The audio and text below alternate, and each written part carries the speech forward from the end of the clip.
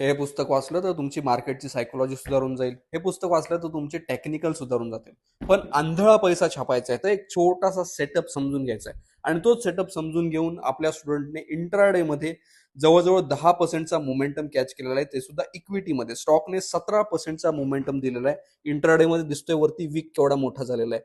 आता सध्या स्टॉक आहे 12% अप. स्टॉकचं नाव होतं ब्लू स्टोन, ज्वेलरीच्या सेगमेंट मधला स्टॉक आहे.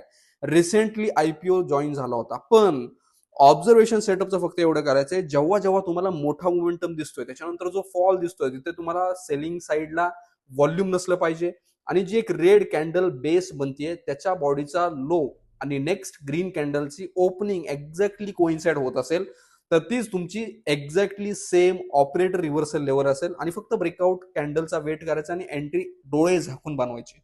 मोठे प्रॉफिट्स तुमचे डेफिनेटली अशा प्रकारचे बनणार आहेत. हे सर्व शिकायचे, फॉलो करायचे नोबेल बुलच्या इंस्टाग्राम पेजला.